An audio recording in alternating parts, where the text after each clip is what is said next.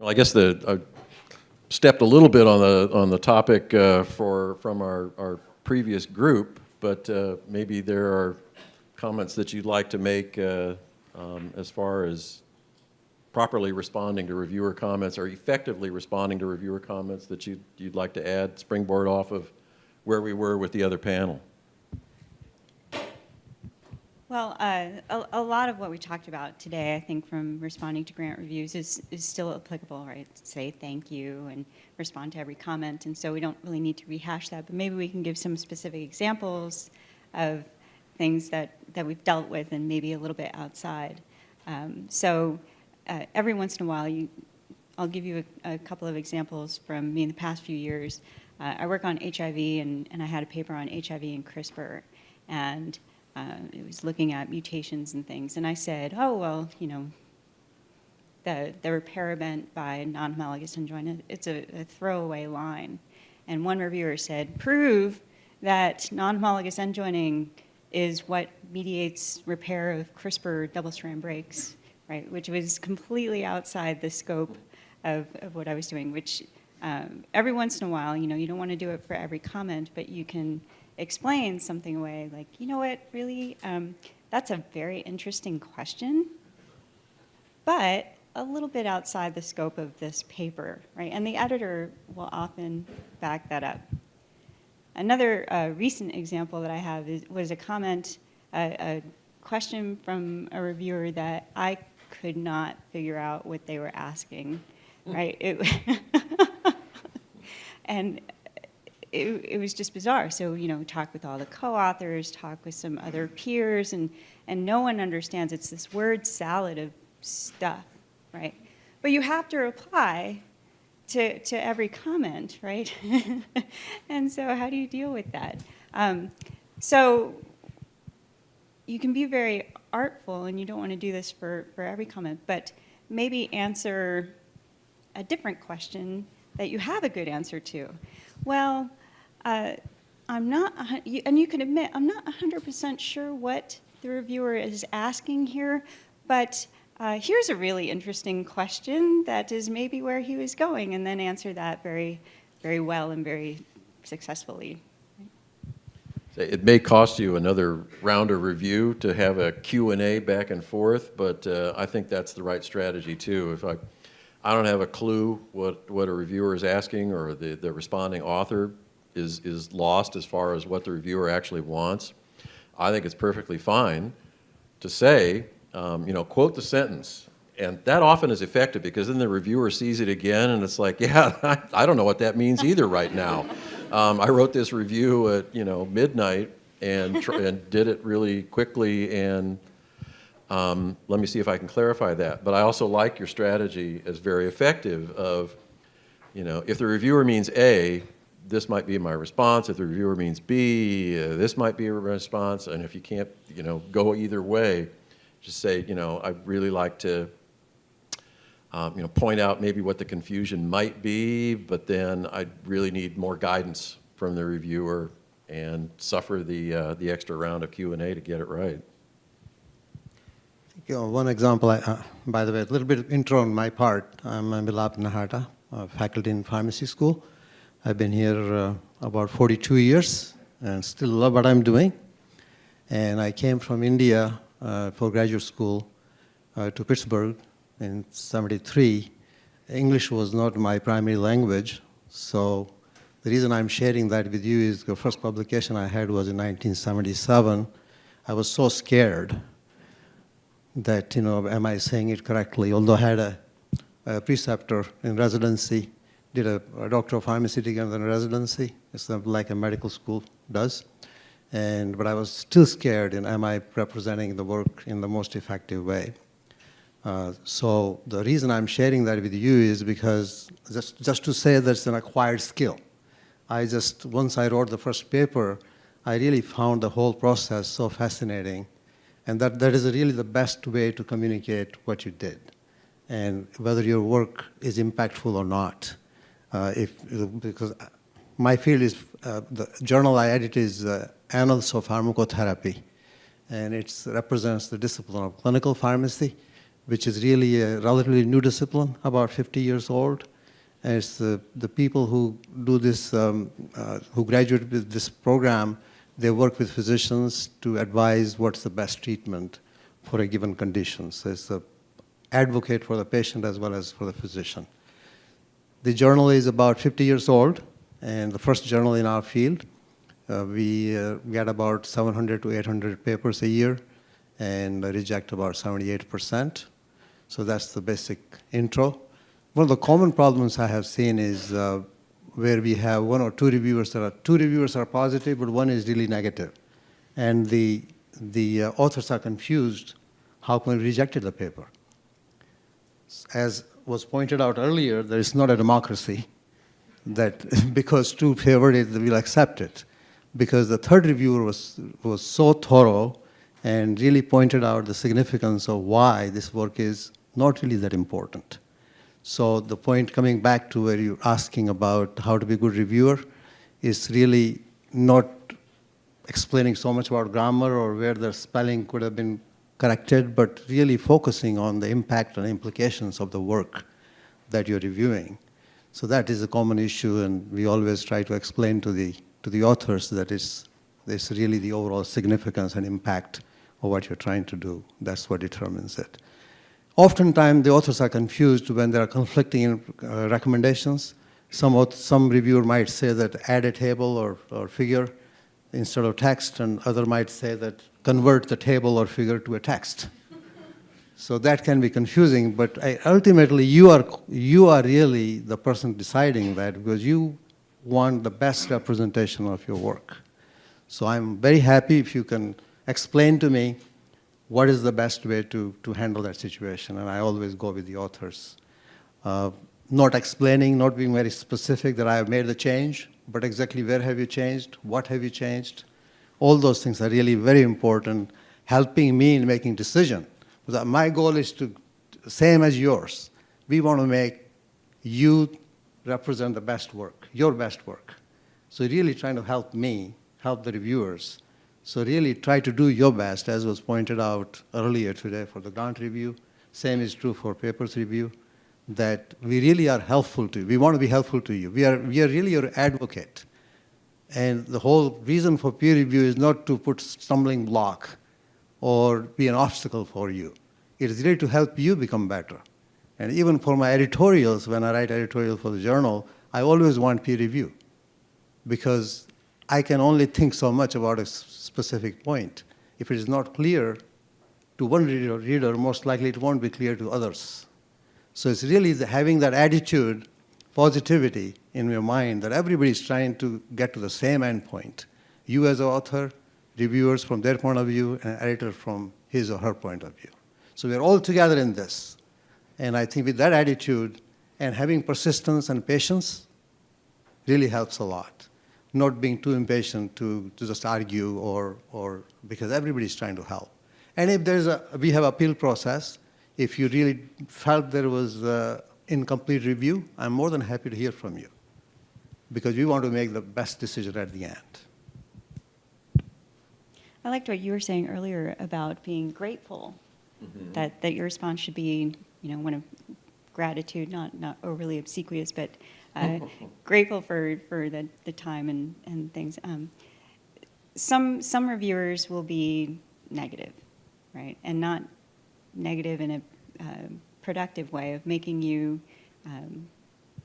come up with better ideas. They'll just say, "Oh, this experiment was horrible," without saying, "This is how you could make this experiment better." Right? That's the kind of review you want. That's the kind of reviewer I hope you all will be. If you are getting that kind of negative review, just try to be as, again, grateful and upbeat as possible and professional in how you respond to it, and not, return a negative attitude.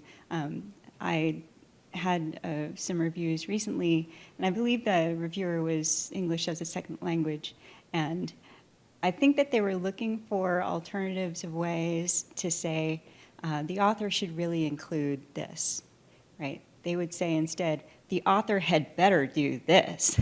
And I always thought, well, that's a little threatening. You're going to send me to my room if I don't do this, right? But I really think that it was, I could take that as threatening, or just still be grateful, have a sense of gratitude. We appreciate the author's suggestion. How many rounds of review do you typically experience as an author? What? I mean, for me, I think that it's changing. I think that the whole publication field is changing. That it used to be you had your one shot, and you either did well or not, and you could certainly not be published after your reviews went back, after your response to the reviewers. But now it seems like many journals are having this much more interactive back and forth, which I recently did with a journal where I had a mini review about CRISPR and HIV. And the one reviewer was really excited about HIV latency, which was not the topic of the review, but he kept coming back and saying, I want more about latency, I want to hear more about latency, explain the mechanism of latency, which isn't understood at all, and it's a very controversial field. And finally I said, after maybe the third time it came back to me, I said, this isn't a review about latency, and there's only so much that I can include here. Let's focus on CRISPR and HIV. And I don't know if the editor who was seeing all this stepped in at that point, but that was the end of asking me for more about latency and HIV. We have an internal review process first. So either the managing editor and myself, and then we have editorial board members, we look at quickly within a week, and half the papers are rejected at that point. And the other half go further. And then only we give one major revision or minor revision or reject. It's extremely rare to go beyond that. So we give you one chance. Major revision usually means perhaps re-review by one or two referees again, because we have a checkbox where it says, I would be happy to review again. So internal review plus another review by the same major reviewer who asked for major review, and that's it. Because if it can't be recouped by that point, then the editor who was for the journal who was prior to me, he was very kind and compassionate, and he was the first editor of the journal when the discipline was very young. He didn't get enough papers at that time. So he would keep going into, when I became editor, some papers were in the 5th review. And then he was rejecting sometimes those papers. And think about being an author who had been working on the paper for a year. And his heart was in the right place. He really wanted to, really be your advocate, to make sure if it can, there's a light at the end of the tunnel.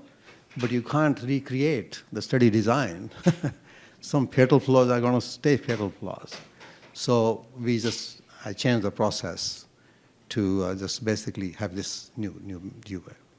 That's interesting, and I don't know how you know the culture of the journal that you're submitting to, because I would be more in line with we shoot for 2 rounds of review and then really try and decide, is this paper progressing or is it not, and would pull the plug at that stage, but allow for 3, 4 going and a back and forth that's an okay.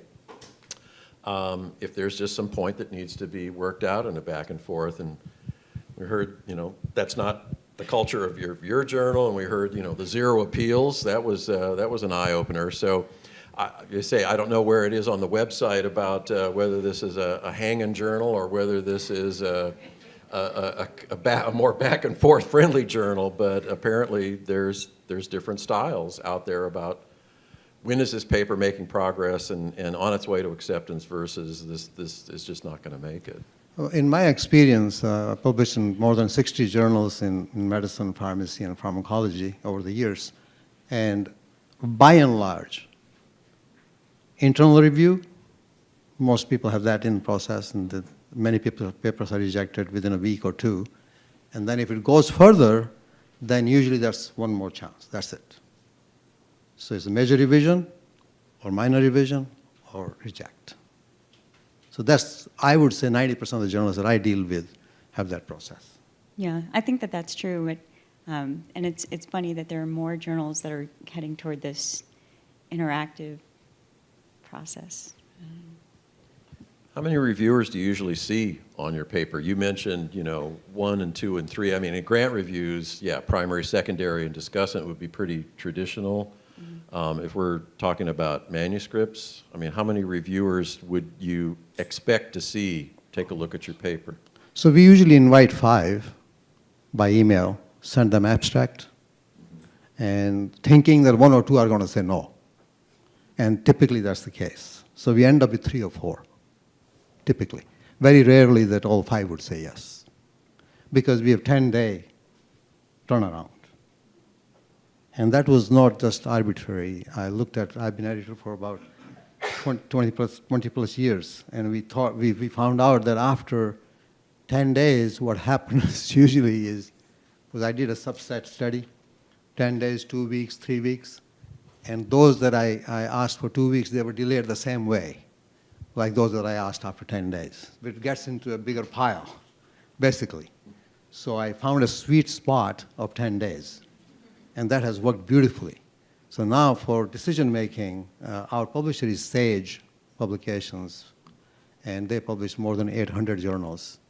And we are among the best journals of all the journals.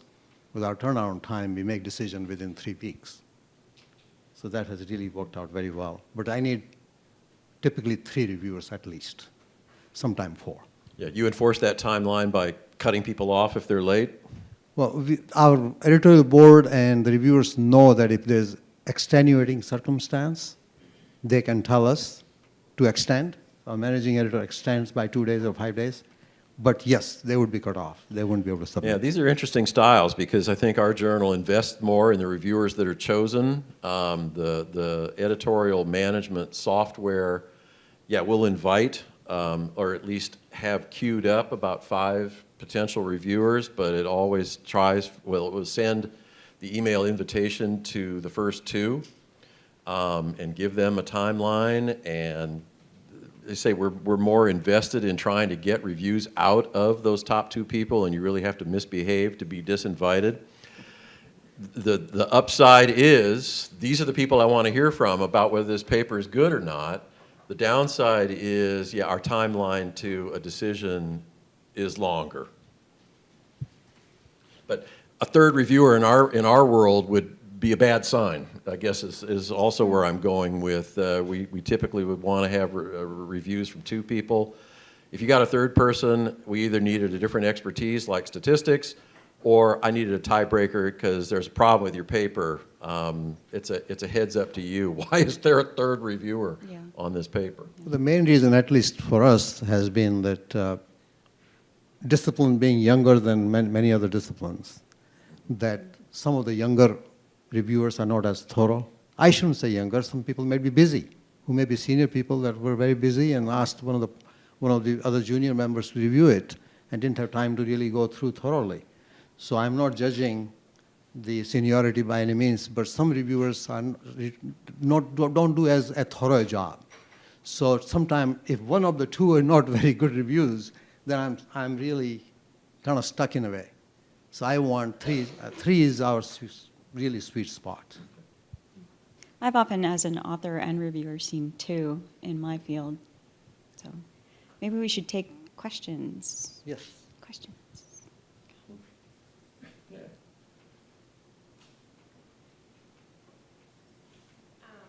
I have 2 questions, if you'll take them. So the first one is, what's the ideal response time for authors to give feedback back to the editors, in terms of, especially if you got really heavy comments from them, things to fix?